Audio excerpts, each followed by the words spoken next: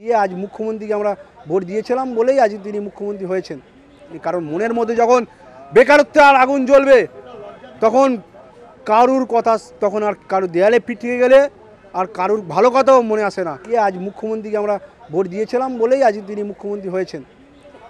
আমরা ভোট দিয়েছিলাম, গ্রামের এই বেকার ছেলেটা ভোট দিয়েছিল, আরও আমার মতো 22 স্টেটে 52,000 ছেলেরা পাস করেছে, তাদের প্রত্যেকজন 52,000 ইন্টু 4, তাহলে তারা সবাই ভোট দিয়েছিল এই মাননীয় মুখ্যমন্ত্রীকে, আশা নিয়ে ভোট দিয়েছিল যে কর্মসংস্থান হবে।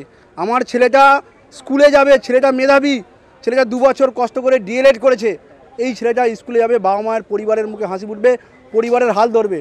কিন্তু আজ 3 বছর দেখা গেল যে অবস্থায় আছি সেই অবস্থায় আছি। পুজোর সময় পকেটে পয়সা নেই, বাবা মায়ের ওষুধ কেনার পয়সা নেই, জামা কাপড় তো দূরে থাক, তাই আমরা উৎসবে ফিরতে পারছি না। মনে ইচ্ছা থাকলেও ফিরতে পারছি না। আমাদের মাননীয় মুখ্যমন্ত্রী বলেছিলেন লোকসভা প্রচারে এসে যে শিক্ষক পদে 1 লক্ষ শূন্য পদ আছে, কোথায় গেল সেই শূন্য পদ?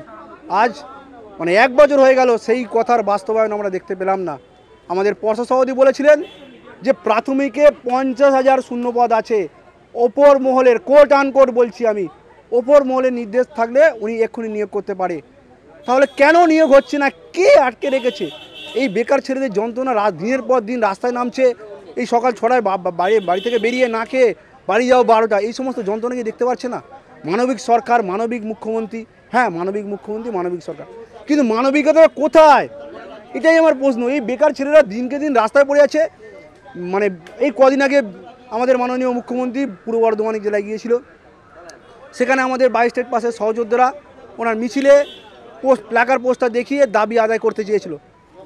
কেন তাদেরকে 1 মিনিট সময় দেওয়া যেত না? জানা যেত না যে কি তোমাদের দাবি, বলো কেন এখানে এসছো? মুখ্যমন্ত্রী তো আমারও, মুখ্যমন্ত্রী তো সবার, তাহলে মানবিক যদি মুখ্যমন্ত্রী হবে তাহলে কেন তাদের জিজ্ঞেস করলো না? আজকে একটা আনঅফিসিয়ালি ভ্যাকেন্সি দেখতে পাচ্ছি যে 13,421 জন, যদি এই ভ্যাকেন্সি দেওয়া হয়, কিন্তু 22 স্টেটের 52,000 ছেলে আছে, তাদেরকে আর আমরা কন্ট্রোল করতে পারছি না। আর কন্ট্রোল করার ক্ষমতা নেই আমাদের মধ্যে, তারা যা ইচ্ছা তাই করতে পারে, কারোর দায়িত্ব আমরা নিয়ে নেই। আমরা যারা নেতৃত্বস্থানীয় আছি আমাদের কন্ট্রোল করার ক্ষমতা নেই। তাই বলছি, ভ্যাকেন্সি যখন অফিসিয়ালভাবে ডিক্লেয়ার করবেন একবার ভেবে চিন্তে করবেন, কারণ 52,000 ডিএলএড আছি, প্লাস 23 স্টেটকে আপনারা অ্যাড করছেন মিডিয়া মারফত জানতে পারলাম, তাহলে প্রায় 60,000 আছি।